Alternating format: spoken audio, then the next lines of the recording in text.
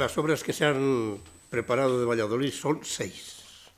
O sea que este año no son muy numerosas, pero se podían haber hecho y cogido muchísimas más de todo ello.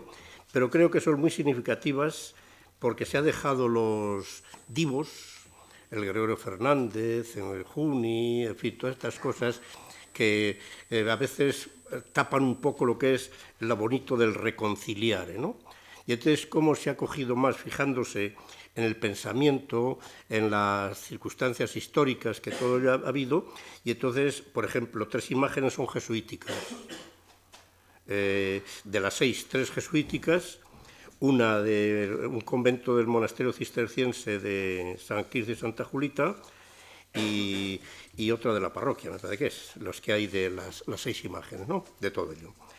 Empieza en con una... la primera es San Miguel, la expulsión del paraíso de Adán y Eva, recogida de un pueblo, Ventosa de la Cuesta, en el que está enterrado Berruguete, Alonso Berruguete, pero no es de él, o sea, es del maestro de Becerril, del año 1530. Es la imagen de San Miguel, en el hecho de la reconciliación, es un personaje muy importante. Y entonces aparece el retablo ese, todo con la imagen de San Miguel, y aparece la pintura sobre tabla de la expulsión de Adán y Eva del paraíso.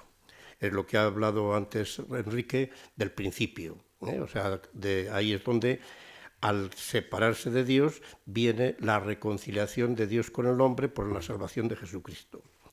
En la segunda que hay es las lágrimas de San Pedro. Esta es una imagen muy interesante de la parroquia del Salvador. Esta imagen se hizo porque en 1720, porque hubo un cura muy importante en la parroquia del Salvador, Pedro Rábago, que dinamizó la iglesia y empezó a transformarla. Y entonces pues los Ávilas estaban muy en boga porque habían hecho todo lo de San Pedro Regalado, y entonces pues el hijo Pedro de Ávila hace una escultura muy importante en lo que es la imagen y figura del Salvador. Y entonces en el retablo mayor hay la transfiguración. Y en el hecho de la transfiguración, una de las imágenes es San Pedro.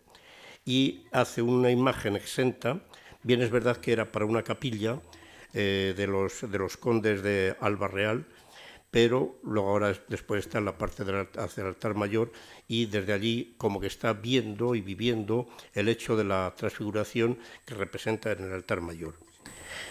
Donde, por cierto, hay una expresión que, dicho sea en este año de los 5º centenario de la Reforma Luterana, resuena de forma especial, porque en ese retablo dice «Felis culpa», ¿no? Feliz la culpa que nos mereció tal Salvador.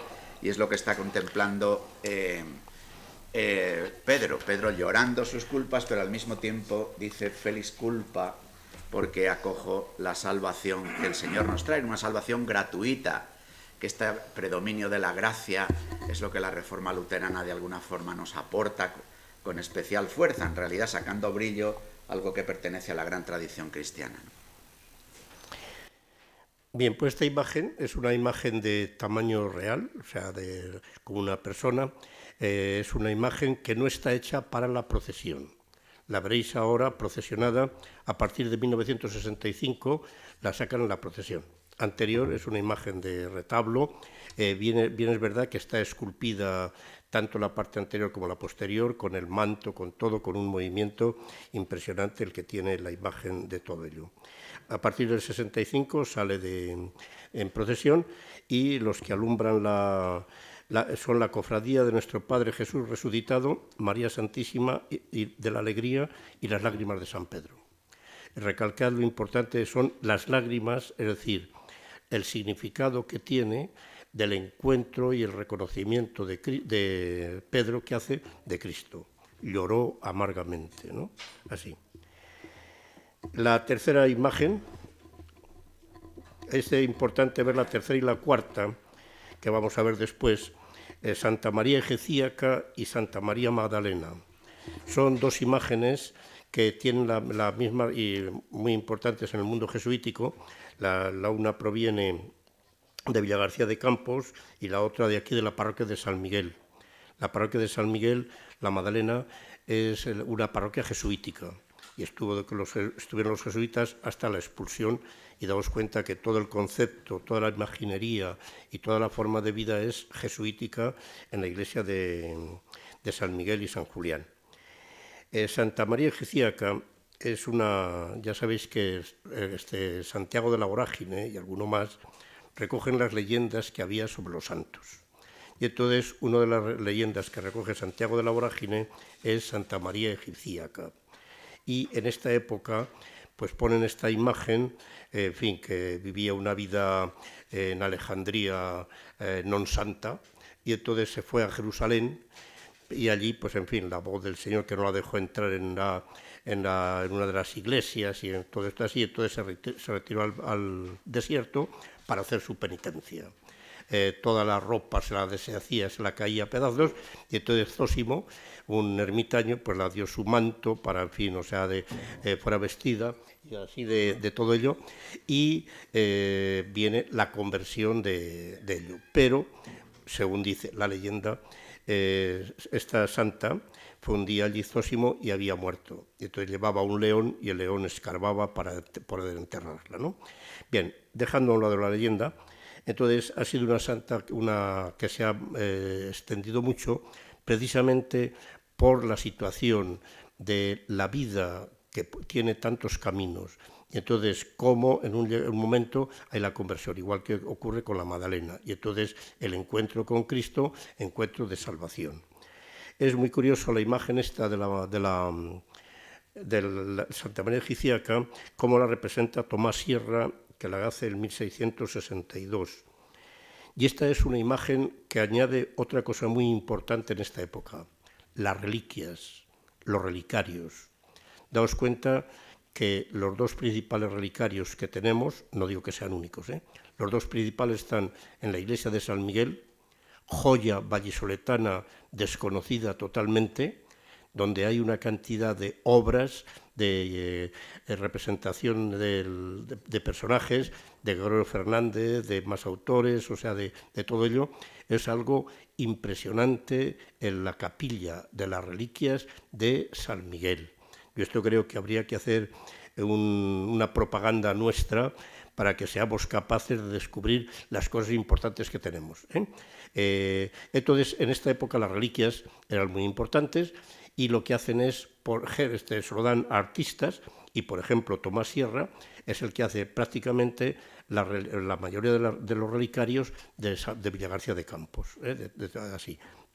Y entonces la representación que hace de Santa María Egipciaca es una representación que, como decía antes, se le ha ido el vestido, pues entonces crece el pelo de tal forma que es como que es un vestido.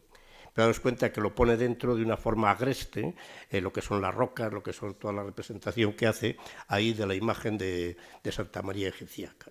Son representaciones, dense cuenta, esta la ponen en el altar mayor, y entonces están puestos los dos santos Juanes, y la Madalena y Santa María Egipciaca.